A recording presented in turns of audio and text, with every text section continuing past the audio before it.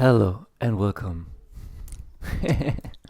to the um, to the movie channel, and today's review is Generation Kill. Let me put down the stand the right way. Generation Kill. Let's talk about it. Why it's a good show. Well,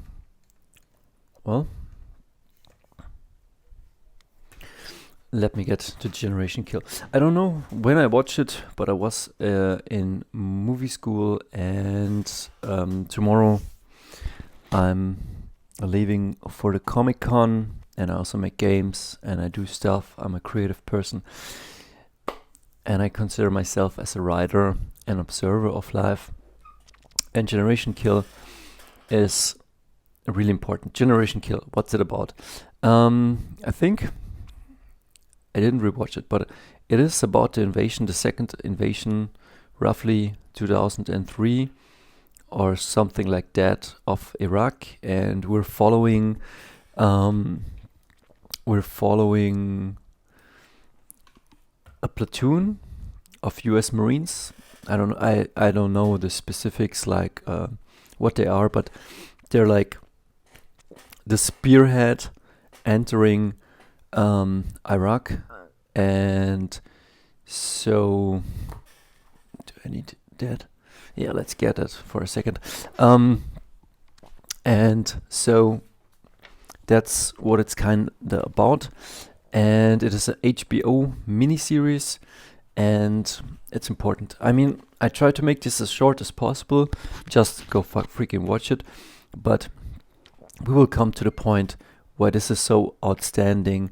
And there are many pointers, and if you're an aspiring writer or movie maker, or if you make music or just something, if you create something, that's the lesson in it. And I will tell you in a second.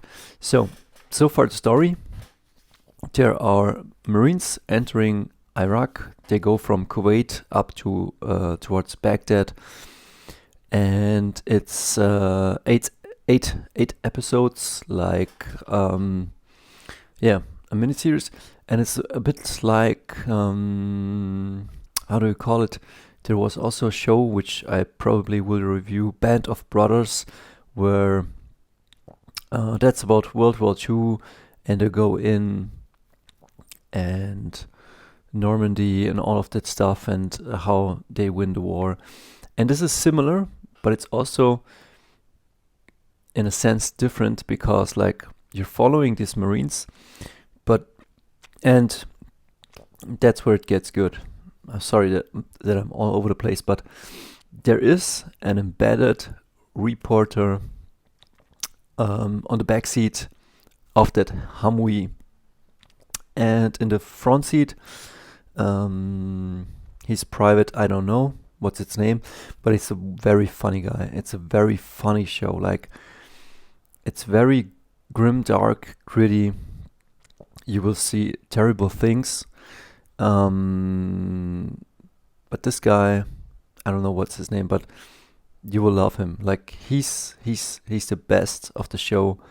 And at the end, his cynicism and his funny appearance will kind of fall. And on the co-driver seat, he's like our main, I would say it's our main man. His name is like Sergeant Iceman Colby, and it's portrayed by a really cool guy. He plays a vampire in True Blood, and he plays in this The Northman, which was okay. I wanted to review it, but it was for me kind of forgettable. But yeah, he plays a really cool role. And then there's the embedded reporter. And the story of this Generation Kill miniseries is based on a book. Lesson number 1 or maybe 2. Not that I would say everything that is based on a book is good or should be good. But to make a book like This is Heart of Darkness, it's 107 pages. And it's really thin. but it seems to be a good book. And sometimes when you have something and you hone it, um, it gets condensed like a samurai sword. And also, like everybody thinks, Quentin Tarantino had an overnight success, but I've watched a video yesterday where he talks that 8 years he gave it his all. He put in everything. He went all in. He worked a minimum wage job, and he said everything he pursued ended in catastrophe. And then after those 8 years, things started to slowly change. And then he went from minimum wage and to 8 years of failure to one sold script, True Romance, and then to Reservoir Dogs. And then things started to catch on, and he went from minimum wage to $1,000 to $10,000 to doing his own movies. And then he said the pendulum swung the different direction. So having a good book, having a good craft is really necessary. And we're talking about a visual medium. Like I'm all into games and I'm all into music and comics, and movies kinda take all of that, like the visuals, the sound, the lack of sound, and so far Generation Kill. What I also like about the director, I know nothing. The actors are all good. I would say this is an ensemble cast, because like we have from the reporter standpoint, then we go and observe the sergeant, and that's good that the embedded reporter is there, because like we're civilists. Like I'm not in the army, I don't understand nothing about what's going on there, but there are some things like a danger close or procedures they have to take, and the American army like is portrayed I guess in a good way, like not in a good way, in a bright light, like just it's a very realistic show. Like it's kind of self-aware and self-conscious, but also, how do I say? It just feels real, like you're there with them, with soldiers. There are no easy decisions. They fuck up. The enemy fucks up. They do things right. Nobody thanks them. They fuck things up, and then life goes on, and it feels very realistic. And at times, it's very shocking, and it's very funny, and it is a true gem of a TV show, and that's why I should watch it. And the ensemble cast, like we see, like there's not a general, but he's like the leader of that platoon, and he calls himself the Godfather, and he has throat cancer, and that's why he talks like I guess that's why they call him the Godfather. And you kind of admire him because he's a tough bastard, but he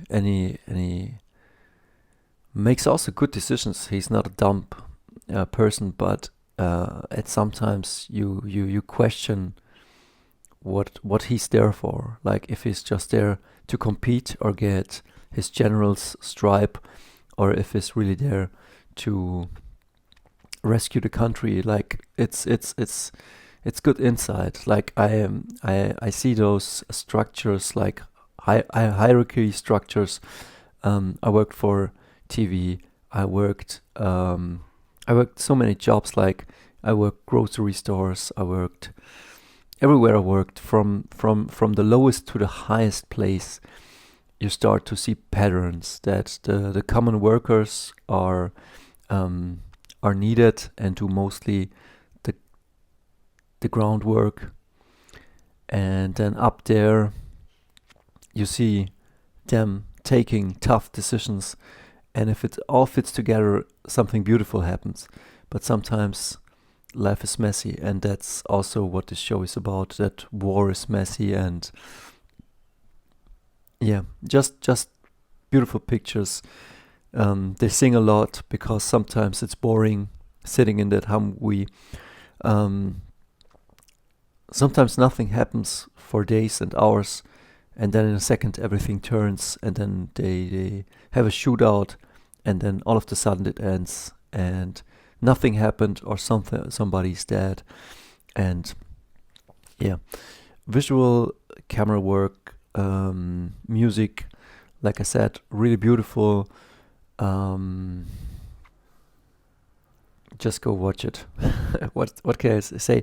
Themes of the movie, or themes of the TV show, and why to watch. This is why the show is so great. Let me see at which point we are. Yeah, the 10-minute mark.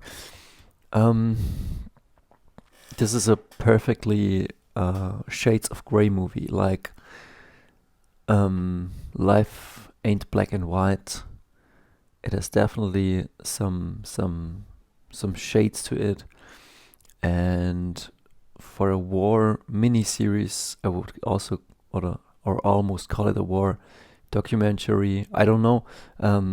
People who watched it, who are in the army or marines, said it's very realistic, and some people say that's why common folks haven't watched the show because it's so unrelatable. I don't know. I, as a writer or moviegoer, just loved it. That I didn't understand everything, sure, but um, just like the reporter sitting there on the backseat, as a civilist riding into the war to document it, I felt that way, and that's a good accomplishment from the people who made it, because like you are there to observe what's going on and to make your own judgment. Like nobody makes it for you. It's not American Sniper. It's not an anti-war movie. It's just fucked up reality, and you are there with them. See you.